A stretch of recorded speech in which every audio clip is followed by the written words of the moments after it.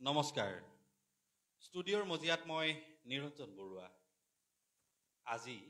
ৰাভা দিৱস সমগ্ৰ অসমতে উলহ মালহেৰে উদযাপন কৰিছে কলাগুৰু জনাৰ ৰাভা দিৱস বাট পৰি ৰোৱা নাই নাৰায়ণপুৰ অঞ্চলৰ বিভিন্ন অঞ্চলো সমগ্ৰ পৰিৱেশৰ আমি দেখুৱাবলৈ যত্ন কৰিলো কিন্তু আমি টুডে লাইভৰ ষ্টুডিঅ'টো আজি আমি ৰাভা দিৱসৰ কলাগুৰু জনালৈ শ্ৰদ্ধাঞ্জলি শীৰ্ষক এক অনুষ্ঠান আয়োজন কৰিছিলো তাৰ প্ৰাক মুহূৰ্তত মই আজিৰ আমন্ত্ৰিত অতিথিৰ লগত আপোনালোকক চিনাকি কৰাই দিব ওলাইছো আমি চিনাকি কৰাই দিব ওলাইছো আমাৰ নাৰায়ণপুৰৰ গৌৰৱ তথা লখিমপুৰৰে সন্তান ৰঞ্জন আমাৰ মাজত আছে ৰঞ্জনক আমি স্বাগতম জনাইছো ৰঞ্জনক এখনি গামোচাৰে মৰম যাচিবৰ বাবে জ্যেষ্ঠ সাংবাদিক ঋতুমণি ফুকনক মই অনুৰোধ জনাইছো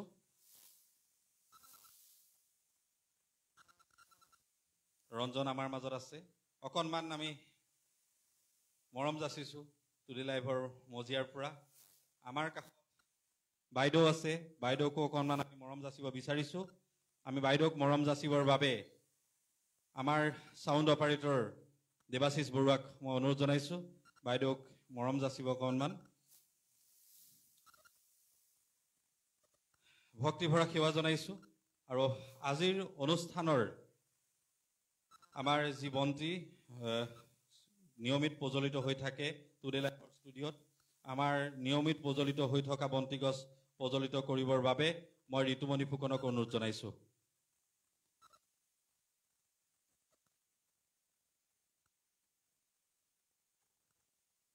ঋতুমণি ফুকনে বন্তি প্ৰজ্বলন কৰিছে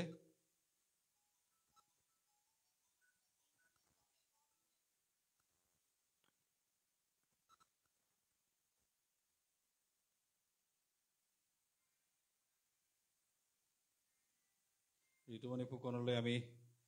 মৰম যাচিছো আমিও ইয়াৰ পিছতেই আজিৰ আমন্ত্ৰিত অতিথিদ্বয়ক কলাগুৰু বিষ্ণুপ্ৰসাদ ৰাভাৰ প্ৰতিচ্ছবিত সন্মুখত মই বন্তি প্ৰজ্বলন কৰিবৰ বাবে ৰঞ্জন আৰু আমাৰ বাইদেউক অনুৰোধ জনাইছো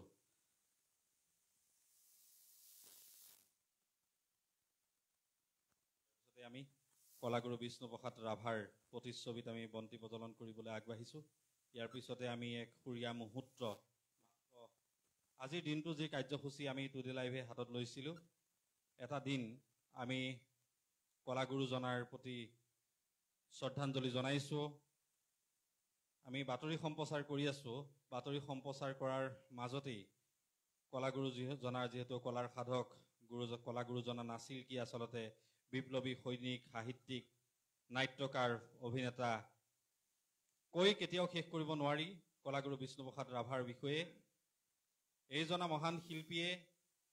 1909 চনৰ 30 জানুৱাৰী তাৰিখে জন্মগ্ৰহণ কৰিছিল আৰু 1959 চনৰ 20 জুন তাৰিখে হয়তো জীৱনৰ শেষৰটো গান লিখি তেওঁ জীৱনৰ বিদায়ৰ মেলানি মাগিছিল আমিও টুডে লাইভৰ ষ্টুডিঅ'ত শ্ৰদ্ধাঞ্জলি জ্ঞাপন কৰিছো ইয়াৰ পিছতেই আমি এক সুৰীয়া মুহূৰ্ত পাৰ কৰিম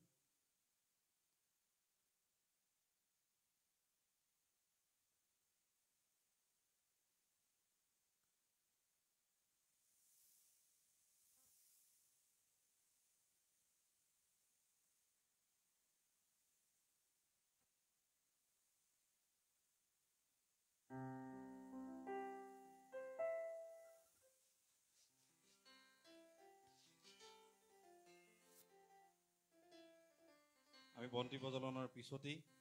আমি এটি সুৰীয়া মুহূৰ্ত আমি পাৰ কৰিম বুলি ভাবিছো নিশ্চয় সকলোৱে ভাল পাব মই বাইদেউৰ কাষলৈ আহিছো যিহেতু আজি ৰাভা দিৱস এই ৰাভা দিৱসৰ পবিত্ৰ মুহূৰ্তত আমি আচলতে শিল্পী তেতিয়াহে জীয়াই থাকে তেতিয়া সকলোৰে মৰম থাকে আৰু সঁচাকৈ কলাগুৰু জনা যিখিনি সৃষ্টি এই সৃষ্টিৰ আজি অসমীয়া জাতি জীয়াই থাকে মানে আকাশত চন্দ্ৰ সূৰ্য ওলাই থাকে মানে হয়তো অসমীয়া সমাজৰ মাজত সদায় জিলিকি থাকিব। লগে লগে মই বাইদেউৰ কাষলৈ আহিছোঁ আৰু এটি গীতেৰেই আজিৰ অনুষ্ঠানটো আৰম্ভ কৰিবলৈ অনুৰোধ জনাইছোঁ। নমস্কাৰ। টুডে লাইভে আয়োজন কৰা আজিৰ এই শ্ৰদ্ধাঞ্জলি অনুষ্ঠানত উপস্থিত থাকিবলৈ পাই মই নিজকে ধন্য মানিছোঁ। মই কলাগুৰু বিষ্ণুপ্ৰসাদ ৰাভাদেৱলৈ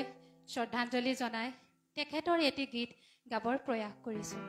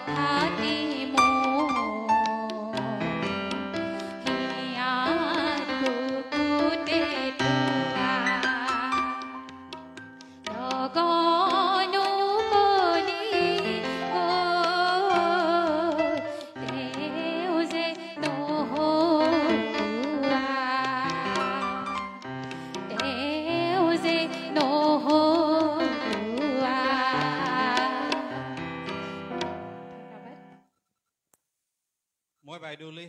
ধন্যবাদ জ্ঞাপন কৰিছোঁ। লগন উকলি গ'ল তেওঁ যে নহ'ল কোৱা। আচলতে কলাগুৰুজনাৰ যিসমূহ সৃষ্টিৰাজি এই সৃষ্টিৰাজিয়ে সদায় অসমীয়া জাতিক অনুপ্ৰাণিত কৰি আহিছে,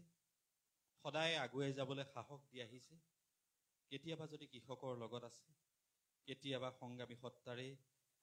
নিজৰ জীৱনৰ কথাবোৰ জাতীয় জীৱনৰ দলিল হিচাপে লিখি থৈ গৈছে। মই ৰঞ্জনৰ কাষলৈ আহিছোঁ। খুব সুন্দৰ এটা মুহূৰ্ত। আচলতে কলাগুৰুজনাৰ বিষয়ে কৈ কেতিয়াও শেষ কৰাটো সম্ভৱ নহয়, তথাপিও অকণমান সময় আমি অতিবাহিত কৰিব বিচাৰিছোঁ। এয়া নিশ্চয় হাতী মাৰি ভুৰুকাত ভৰোৱাৰ দৰেহে নিশ্চয় হ'ব। তথাপি ৰঞ্জন, আজিৰ অনুষ্ঠানত উপস্থিত থাকিবলৈ পাই অনুভৱ কেনেকুৱা? আচলতে প্ৰথমে ধন্যবাদ জনাইছোঁ টুডে লাইফ ফৰ সমূহ কৰ্মকৰ্তাক ইমান সুন্দৰ এটি অনুষ্ঠান আয়োজন কৰাৰ বাবে। বিশেষকৈ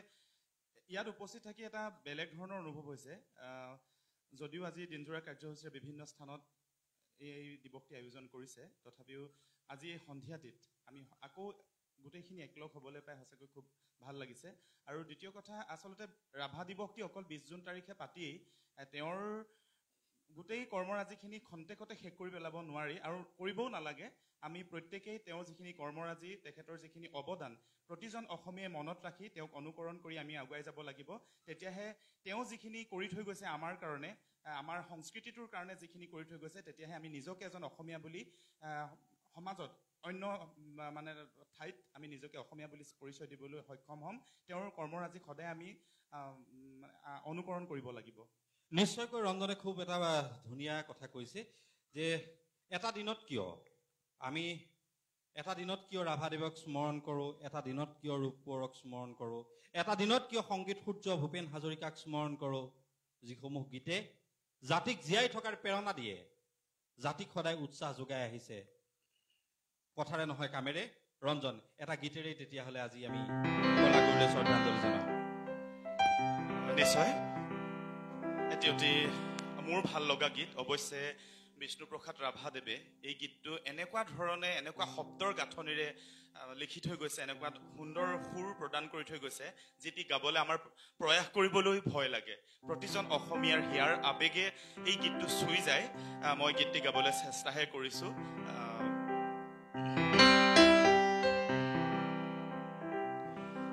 জয়ানা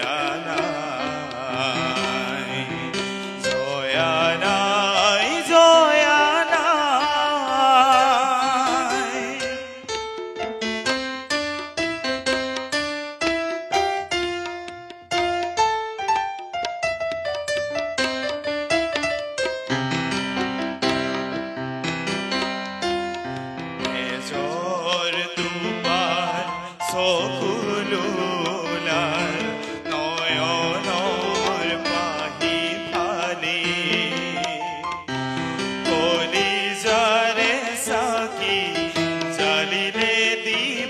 জালি বুকুৰ গনি জালি পাৰতে সাজিলে স্মৃতিৰ দেউল প্ৰেমৰ সুৰভি ঢালি স্বামীকো তৰিলে দেশকো ৰাখিলে নিজকে দিলে বলি জয় দেউলৰ ক্ষীৰত বোলালে সোণৰ গৰিমাবোৰ আজিও কুলিয়ে কলচীত বহি তোলে বিননিৰ জয়া নাই অসমীয়াই চেনেহৰ যি সতী জয়মতী নাই জয়া নাই জয়া নাই জয়া নাই জয়া নাই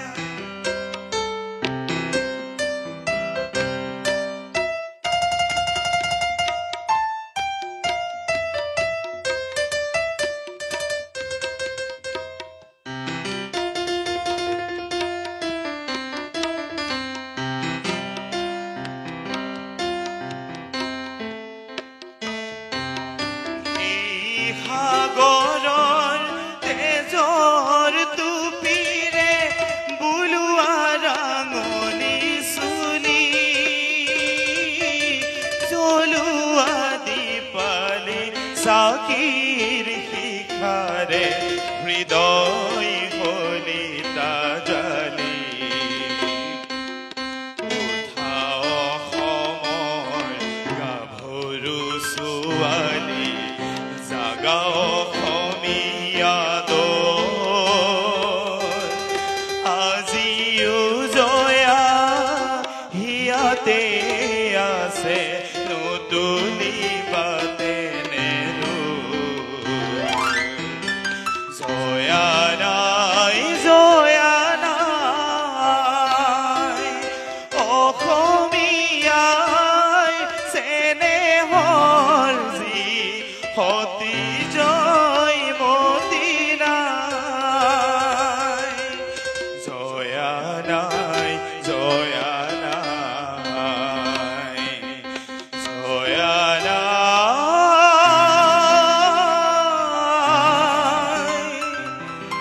জয়া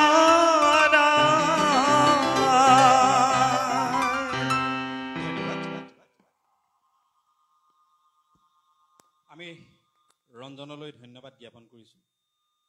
সতী জয়মতীক জেৰেঙা পথাৰত চাউদাঙে দিয়া শাস্তিবোৰ দেখি কোনোবাখিনিত হয়তো আৱেগিক হৈ পৰিছিল সেয়ে হয়তো গাইছিল জয়া নাই জয়া নাই আমি ৰঞ্জনলৈ পুনৰবাৰ ধন্যবাদ জ্ঞাপন কৰিছোঁ মই বাইদেউৰ কাষলৈ আহিছোঁ আকৌ যদি এটা গীত হয় নিশ্চয়কৈ ভাল লাগিব হয় মই তেখেতৰ কালজয়ী গীত গাবলৈ লৈছোঁ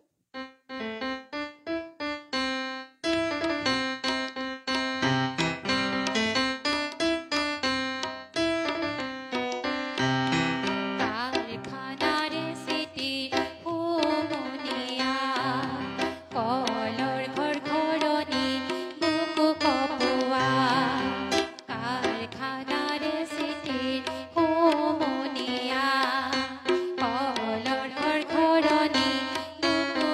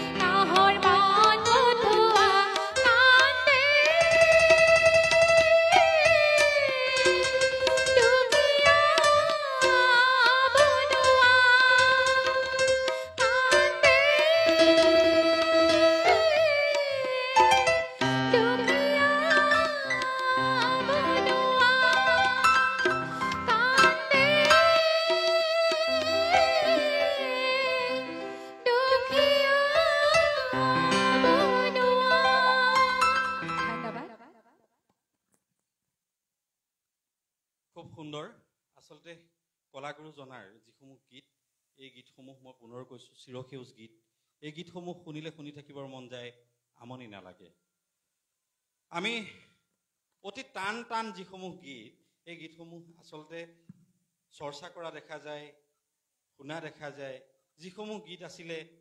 বিলতে হালিছে ধুনীয়া পদুমী খুব সহজ সহজ যিসমূহ গীত আছিলে সেই গীতসমূহ কিন্তু কলাগুৰুজনাই লিখি থৈ গৈছিলে সেই গীতসমূহ আজিৰ প্ৰজন্ম বা সৰু সৰু ল'ৰা ছোৱালী হওক বা জ্যেষ্ঠসকলেই হওক আমি গোৱা দেখা পোৱা নাযায় মই ৰঞ্জনৰ কাষলৈ আহিছোঁ এই কাৰণে যে যিসমূহ সৰু সৰু ল'ৰা ছোৱালীয়ে গাব পৰা গীত এই গীতসমূহো কিন্তু কলাগুৰুজনাই লিখি থৈ গৈছিলে কিন্তু আজি তেনে এক পৰিৱেশত দেখা যায় যে সৰু গীত নাগাওঁ কিন্তু কলাগুৰুজনাই কোনো সৰু গীত লিখি থৈ যোৱা নাই প্ৰতিটো গীতৰে নিজস্ব অৰ্থ আছে খন্তেকীয়া সৃষ্টি নহয় চিৰসেউজ গীত সম্পূৰ্ণ অৰ্থ প্ৰকাশ পায় গীতসমূহক কেতিয়াবা যদি তিলাই তিলাই নাচি বাগি ফুৰা ছোৱালীবোৰ দেখি তিলাই তিলাই গানটো গাইছিল সতী জয়মতীৰ দুখ দেখি জয়া নাই গাইছিল হয়তো জীৱনৰ শেষ মুহূৰ্তত কাৰোবাৰ বিয়াৰ নিমন্ত্ৰণী চিঠিৰ উকা পৃষ্ঠাটোত এই মোৰ জীৱনৰ শেষ গান লিখিছিল প্ৰতিটো গানৰে কিন্তু অৰ্থ আছে কি ক'বা অতি কোমল শিশুৰ মন পুলকিত কৰিব পৰা যিসমূহ গীত লিখি থৈ গৈছিল সেইসমূহ গীত চৰ্চা হ'ব লাগেনে ৰঞ্জনে কি কয় একদম সম্পূৰ্ণ লাগে এটো একাষাৰে আমি কওঁ আৰু আমাৰ মনত আছে আপোনালোকৰো হয়তো মনত থাকিব আমাৰ সন্মানীয় দৰ্শকসকলকো এইটো কথা কৈছো আমি যেতিয়া সৰুতে প্ৰথম যেতিয়া মঞ্চত উঠিছো বা নুঠাৰ আগতে ঘৰত যদি গীত শিকোৱা হয় প্ৰথম কিন্তু জ্যোতিপ্ৰসাদ আগৰৱালাৰ গছে গছে পাতি দিলে অথবা বিষ্ণুপ্ৰসাদ ৰাভাৰ এই বিলতে হালিছে এনে ধৰণৰ গীতবোৰ গাই প্ৰথম আৰম্ভ কৰো শিশু অৱস্থাত আৰু বিষ্ণুপ্ৰসাদ ৰাভাদেৱ আচলতে এনেকুৱা গুণৰ অধিকাৰী আছিল তেওঁ অকল মানে এটা মেচিয়ৰ গীতেই যে লিখিছে সেইটো নহয় তেওঁ শিশুসুলভ এটি মনো তেওঁৰ আছিল প্ৰকৃতিৰ সৌন্দৰ্যক তেওঁ একত্ৰিত কৰি শিশুসকলে কি ভাল পায় আচলতে বিলত থকা এপাহ পদুম ফুল দেখিলে এনেও সকলোৰে মন পুলকিত হৈ উঠে কিন্তু শিশুসকলে তাতে বেছি ভাল লাগে গতিকে শিশুসকলৰ কাৰণেও তেওঁ বিশেষ কিছুমান গীত লিখি থৈ গৈছে গতিকে এইবোৰ গীত চৰ্চা হোৱাটো একদম বাঞ্ছনীয় শিশুসকলেই নহয় আমাৰ ডাঙৰসকলেও এইখিনি গীত গাব লাগে তেতিয়াহে শিশুসকলে কিন্তু ভাবিব এয়া অকল আমাৰ গীতেই নহয় মানে ডাঙৰসকলেও এইবোৰ গীত গায় নিশ্চয়কৈ খুব ভাল লগা কথা মই ৰঞ্জনৰ কাষত আহি কথা পাতি এনেকুৱা লাগিছে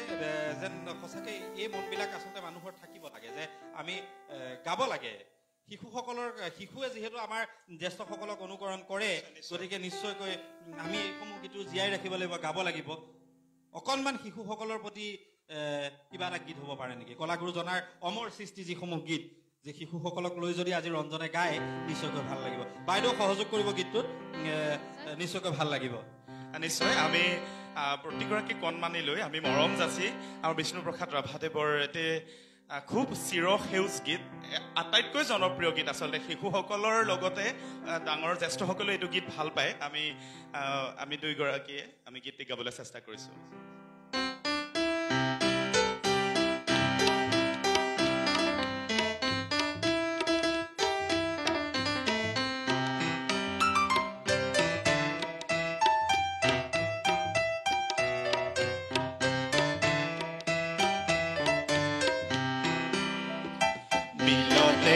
হালিছে ধুনীয়া পদুমী ফুলনি ফুলিছে ফুল বিলতে হালিছে ধুনীয়া পদুমী ফুলনি ফুলিছে ফুল এই ফুলে ফুলে পখিলা উৰিছে হালিছে ৰেণুৰে হালিছে ধুনীয়া পদুমী ফুলনি ফুলিছে ফুল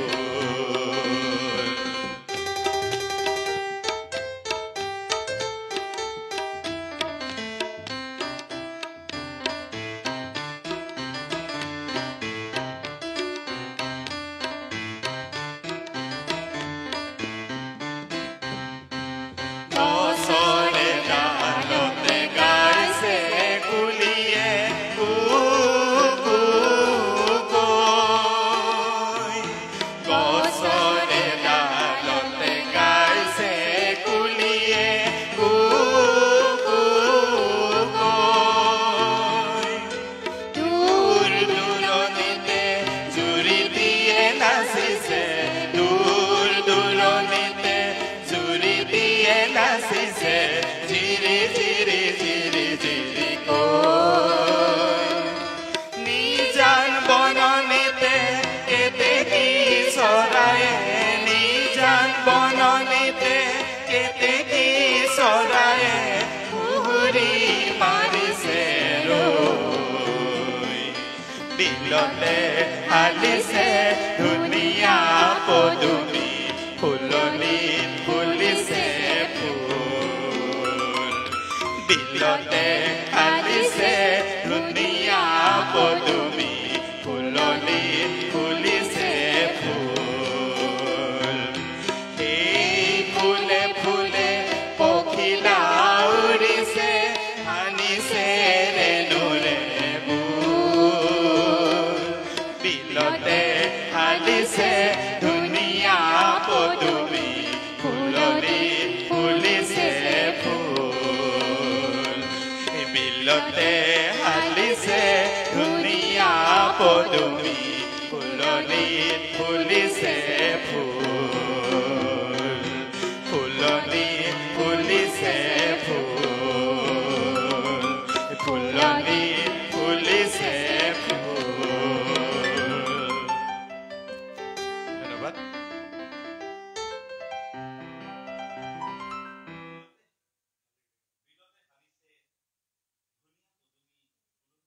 ফুল খুব সুন্দৰ এটি গীত শিশুৰ মন আকৰ্ষিত কৰিব পৰাকৈ হয়তো কলাগুৰুজনাই তেতিয়াই চিন্তা কৰিছিল যে এইসমূহ আমাক লাগিব আজিৰ শিশু কাইলৈ দেশৰ ধৰণী খুব ধুনীয়া কলাগুৰুজনে আচলতে নাছিল কি তেখেত আছিল বিপ্লৱী সৈনিক গীতিকাৰ সুৰকাৰ অভিনেতা সকলোখিনি বিপ্লৱী সত্তাৰে কেতিয়াবা যদি গাইছিল জীৱনৰ গান কেতিয়াবা কিন্তু নাট্যকাৰ হৈছিল অভিনয় কৰি ভাল পাইছিল মই অকণমান ৰঞ্জনৰ কাষলৈ আহিছো আমি অনুষ্ঠান সামৰাৰ প্ৰাক মুহূৰ্তত অকণমান মই এটা কথা জানিবৰ কাৰণে ৰঞ্জনৰ কাষলৈ আহিছো সকলো মানুহ আজি ভাগৰুৱা হৈ আছে দিনৰ দিনটো সকলো ঠাইতে অসমৰ চুকে কোণে সকলো ঠাইতে ৰাভা দিৱস উদযাপন কৰিছে মই তাৰ মাজতে ৰঞ্জনৰ কাষলৈ আহিছো ৰঞ্জনেও অকণমান আগত এটা অনুষ্ঠান শেষ কৰি আমাৰ ষ্টুডিঅ'ত উপস্থিত হৈছেহি অতি ভাগৰুৱা তথাপিও খুব সুন্দৰভাৱে আজি গীত পৰিৱেশন কৰিছে মই ৰঞ্জনৰ কাষলৈ এইটো কাৰণে আহিছো কলাগুৰুজনা অকল গীতিকাৰ সুৰকাৰেই নাছিল এজন অভিনেতা নাট্যকাৰ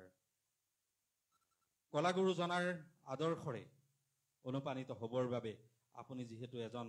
সফল ডেকা যুৱক কি আহ্বান জনাব মই আগতেও কৈছো আমি কেৱল 20 জুন তাৰিখটোতহে বিষ্ণুপ্ৰসাদ ৰাভা দিৱস পালন কৰাতে আমি সীমাবদ্ধ থাকিব নালাগে তেওঁৰ যিখিনি বৰঙণি অসমীয়া সমাজ অসমীয়া সংস্কৃতি চহকী কৰি থৈ যোৱাত তেওঁ যিখিনি কৰি থৈ গৈছে আমি কেতিয়াও পাহৰিব নোৱাৰো আমি প্ৰত্যেকেই তেওঁৰ সেই কৰ্মৰাজিক অনুকৰণ কৰি আগুৱাই যাব লাগিব তেওঁৰ যিখিনি আমাৰ বাবে দি থৈ গৈছে সেইখিনি চৰ্চা কৰিব লাগিব সেই সময়তে বিষ্ণুপ্ৰসাদ ৰাভাদেৱে মুহূৰ্তবোৰ এনেধৰণে ধৰি ৰাখিছিল যিবোৰ মুহূৰ্ত আজিও আমাৰ গীতবোৰৰ মাজত জীপাল হৈ থাকে বিশেষকৈ আমি জানো তেওঁ 3 গৰাকী পত্নী আছিল বিশেষকৈ প্ৰথমগৰাকী পত্নী বিয়াৰ মাত্ৰ 28 দিনৰ পাছতে মৃত্যু হৈছিল মৃত্যুৰ শয্যাত যেতিয়া প্ৰথমগৰাকী পত্নী শয্যাগত হৈ আছিল তেতিয়া সেই মুহূৰ্তটো এনেকুৱা ধৰণৰ মুহূৰ্ত তেতিয়া বিষ্ণুপ্ৰসাদ ৰাভাদেৱে এটি অতি কালজয়ী গীত ৰচনা কৰি থৈ গৈছে যিটো গীতৰ কথাকেইটা শুনিলে আমাৰ গানো হিউৰি উঠে আমি সেইটো গীত আছিল আমাৰ পৰজনমৰ শুভ লগন মই অকণমান গুণগুণাই দিছো পৰজনমৰ শুভ লগনত গীতটো যদি অকণমান গুণগুণাই দিয়ে নিশ্চয়কৈ ভাল লাগিব পৰজনম শুভ লগন যদিহে আমাৰ হৈ দেখা পুৰাবানে দিয়ে এই জনম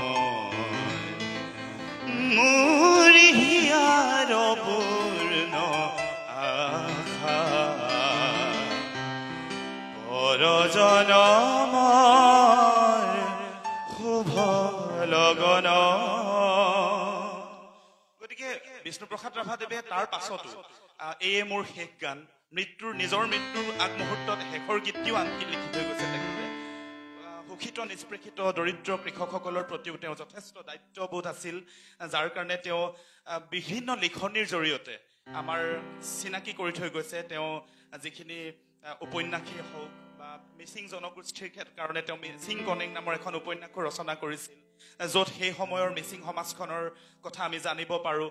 তাৰ পাছত তেওঁ যিখিনি নাটকত অভিনয় কৰিছিল, বিশেষকৈ জ্যোতিপ্ৰসাদ আগৰৱালাদেৱৰ লগ হৈ তেওঁ জয়মতী নাটক, শোণিতকুঁৱৰী নাটক বাণীবদ্ধ কৰিছিল। জয়মতী নাটকত তেওঁ নিজে নৃত্য পৰিচালনা কৰিছিল। তদুপৰি কাৰেঙৰ লিগিৰি, জ্যোতিপ্ৰসাদ আগৰৱালাৰ শ্ৰেষ্ঠ নাটক কাৰেঙৰ লিগিৰিত তেওঁ নিজে সুদৰ্শনৰ চৰিত্ৰত অভিনয় কৰিছিল। প্ৰথমবাৰ যেতিয়া কাৰেঙৰ লিগিৰি নাটকখন মঞ্চস্থ হৈছিল, তেওঁ সুদৰ্শনৰ চৰিত্ৰত অভিনয় কৰিছিল, য'ত সুন্দৰ কোঁৱৰৰ এজন বন্ধু আছিল সুদৰ্শনৰ চৰিত্ৰটি। গতিকে তেওঁ সুন্দৰ কোঁৱৰক এনেধৰণে ছাপোৰ্ট কৰি কৰি নাটকখনত মানে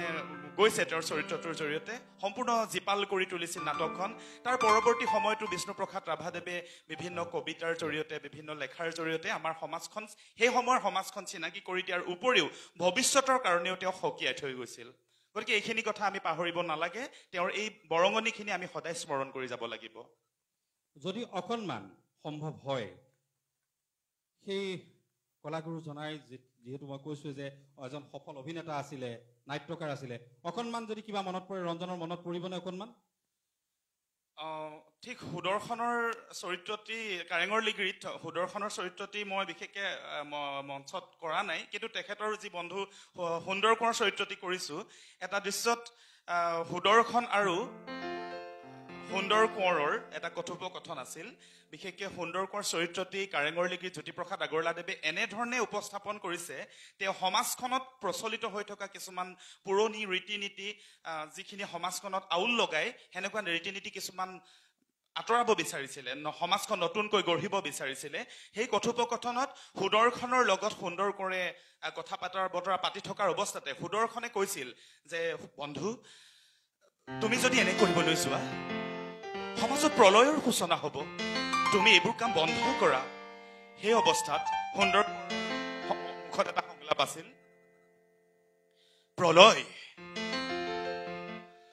প্ৰলয়লৈ ভয় কৰি পিছ হুহুকি অহা মানুহ মই সুন্দৰ কোঁৱৰ নহয়। প্ৰলয় হ'ব হওক, শতাব্দী শতাব্দী ধৰি এইখন সমাজত গোট খাই থকা আৱৰ্জনাবোৰ ধুই নিকা কৰিবৰ কাৰণে এইখন সমাজত এক প্ৰচণ্ড প্ৰলয়ৰ অতি প্ৰয়োজন হৈছে। মই তেনে প্ৰলয়ক আহ্বান জনাইছো।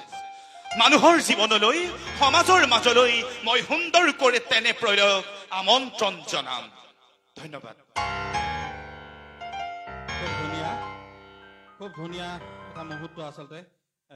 সাক্ষী হৈছোঁ বুলিয়ে ক'ব লাগিব। ৰঞ্জনে খুব সাৱলীলভাৱে অভিনয় যি মুহূৰ্ত আমাৰ কেমেৰাত নিশ্চয় আবদ্ধ কৰিছে, খুব ধুনীয়া। মই বাইদেউৰ কাষলৈ আহিছোঁ। যিসমূহ কলাগুৰুজনাৰ পুৰণি গীত শিশুসকলৰ মন সদায় পুলকিত কৰে, কিবা কি আহ্বান জনাব? শিশুসকলৰ কাৰণে আপুনি কি আহ্বান জনাব? মই কণ কণ শিশুসকলক এইটোৱে আহ্বান কৰিব বিচাৰিছোঁ যে অকল 20 জুন তাৰিখটোতে নহয়, তেওঁলোকে এই কলাগুৰু বিষ্ণুপ্ৰসাদ ৰাভা, জ্যোতিপ্ৰসাদ আগৰৱালা তেওঁলোকৰ কালজয়ী গীতসমূহ যাতে শুদ্ধ স্বৰলিপি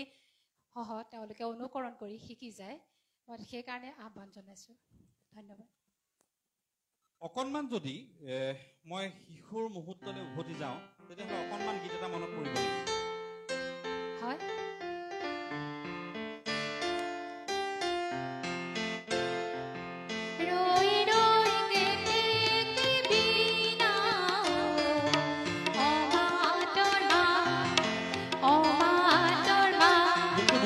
Hallelujah.